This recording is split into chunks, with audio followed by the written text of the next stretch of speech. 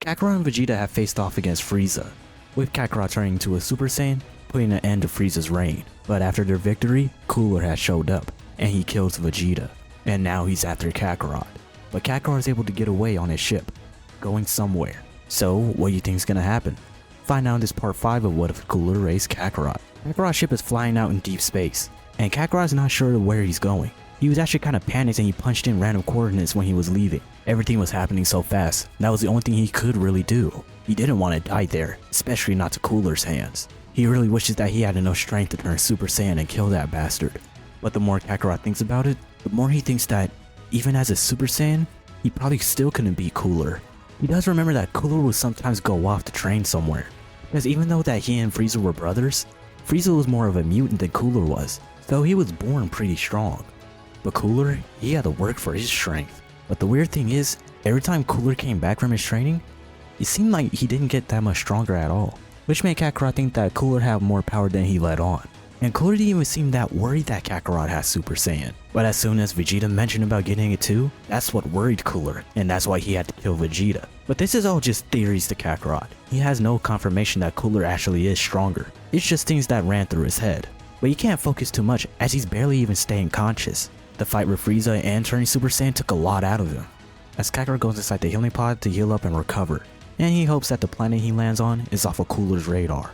Hell, he might not even land on the planet. He did punch in random coordinates, so he might just end up in the middle of space, but he hopes it's still out of Cooler's reach. It does take some time, as Kakarot's ship does eventually crash land on the planet, with him still being in the healing pod eventually getting tossed out due to the impact. Kakarot wakes up and sees that he crashed onto the planet, and he walks out of his ship to check the damages to it.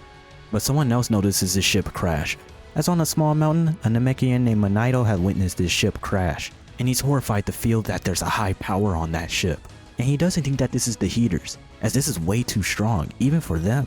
He wonders if this is a friend or a foe. So Manido goes out and investigate, and he ends up in the woods and he sees a ship, and the next thing he sees, he can't believe it. He recognizes that hairstyle, as Manido then called out Bardock. Kakarot then looks around wondering who said that, as he then sees a Namekian standing there. What's the Namekian doing here? And did he say Bardock? Where has he heard that name before? It sounds so familiar to him.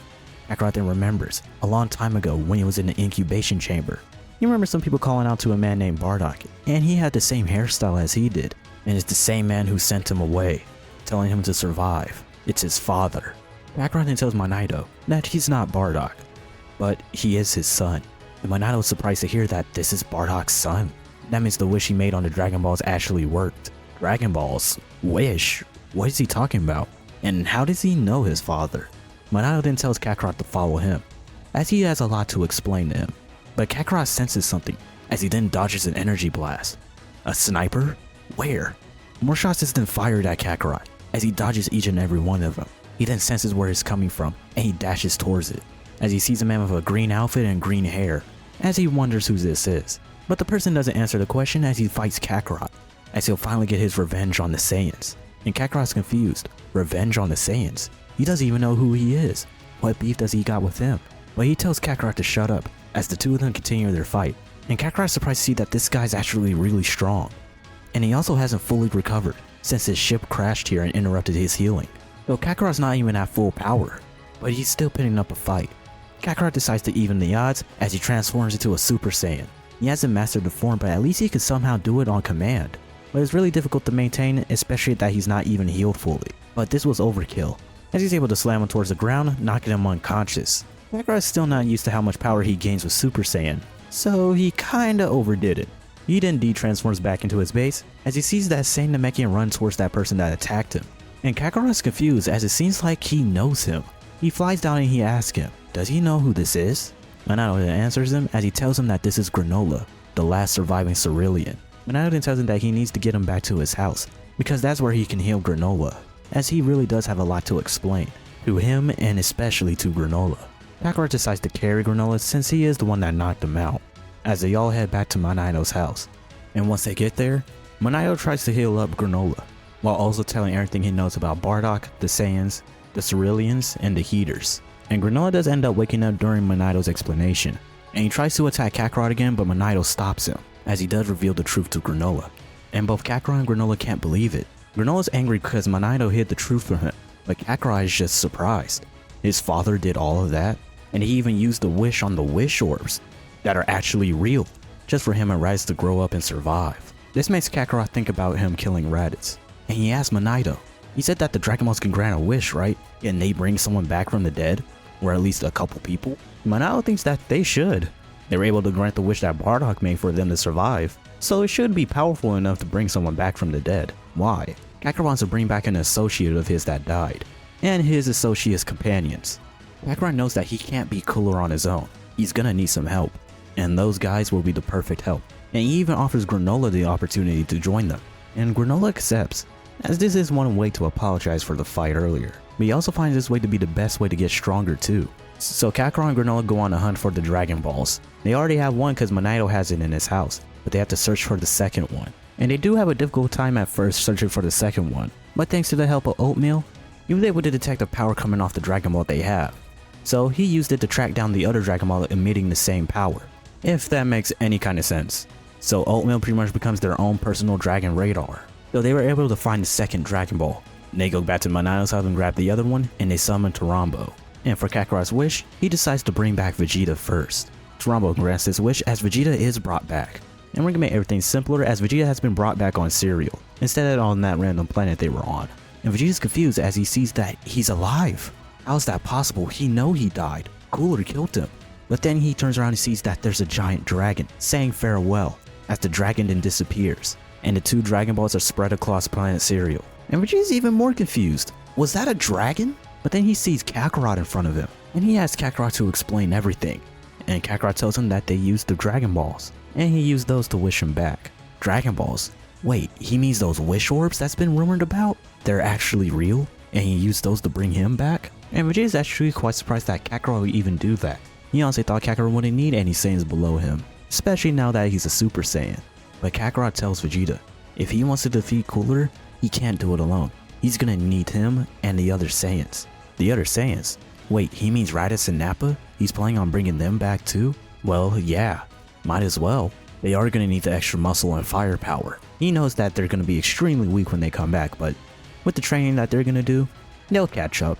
But for now, they're gonna have to wait for the Dragon Balls, as we really don't have a time to know when they recharge, except around maybe 20 to 24 day mark, as it did take Granola 2 days to reach the healers and probably 2 days back to Planet Cereal. Then plus 18 days that it took Goku and Vegeta to reach Planet Cereal. So they do take time a little bit for the Dragon Balls. This means Granola and Vegeta meet each other, and at first they wasn't really too fond of each other, because Granola still doesn't really like the Saiyans, but he gets Kakarot an exception because his father saved him and Manido. But sooner or later they are able to stand each other. But they were able to eventually collect the two Dragon Balls again, summoning Tarambo again. And this time Kakarot tells Tarambo to bring back the two Saiyans that he killed, which brings back Nappa and Raditz. And at first they have the same reaction that Vegeta had, being brought back to life. But once they see Kakarot, they're pretty pissed off, and they immediately want to kill Kakarot for killing them. But they do remember what happened last time they fought Kakarot, and they really don't want to go through that again. But Vegeta was able to calm them down and catch them up to speed. He explains about Frieza's defeat, Cooler, and Kakarot having Super Saiyan, and Kakarot even transforms into it to show them, which makes them kind of fear Kakarot even more. But for now, Vegeta's gonna train them up so that they can catch up, so that then they can try to get Super Saiyan after. Because all four of them with Super Saiyan, no one's gonna be able to stand in their way. They're gonna be the strongest in the universe, and Cooler nor King Cole will never see this coming. Speaking of Cooler, what has he been doing? Well, we cut to space. Well, Cooler's been getting accustomed to the throne, being the Emperor of the universe, and running the Frieza Force, which is now the Cooler Force, even though there's not much of it left because he kinda destroyed most of it. But this is good, he could build everything back from the ground up, even stronger than what the Frieza Force was. And whatever Frieza Force members that remains, well, they immediately work for him. And Cooler was eventually able to find the Heaters and execute them, as that's payback for setting them up with that planet. So after killing the Heaters, Cooler sets out to find stronger warriors for his army. But not only does he want to find strong warriors, he wants to start getting the lead on tracking down Kakarot. But he can't do both, as he does have responsibilities that he has to handle. So he decides to hire a group. He honestly didn't think that he was going to get in contact with this group, but thankfully he did. And Cooler introduces himself to the leader of the group, as his name is Lord Cooler, leader of the Cooler Force and the new Emperor of the universe. And the man introduces himself as well, as his name is Bojack, leader of the Hera clan. and Bojack expects Cooler to have a business proposition for him. And yeah, he does. You see, he wants someone tracked down so that they can be dealt with. And Bojack's wondering why he should work with Cooler. Of course, he knows about Cooler. He's Frieza's older brother, and he knows that Frieza was stronger than him, and he's stronger than Frieza, so it makes him curious of why he should work for him. But Cooler lets Bojack know he's not weaker than Frieza. In fact, he's way stronger than him, especially that now he's training again. But he's not here looking for a fight. If he's able to do this, he'll pay them well. And this intrigues Bojack, as he knows that Cooler's family is actually really rich. But as soon as Bojack hears that he's tracking down a Saiyan, he immediately accepts the offer. The Saiyans are enemies of his, so he'll be glad to take the last one down. So the two of them come to a deal. If Bojack and his crew is able to hunt down Kakarot and kill him, Cooler will pay him handsomely. But if they are able to bring him back alive, he'll add a bonus on top of what he paid for, as he'll be glad to finish Kakarot off.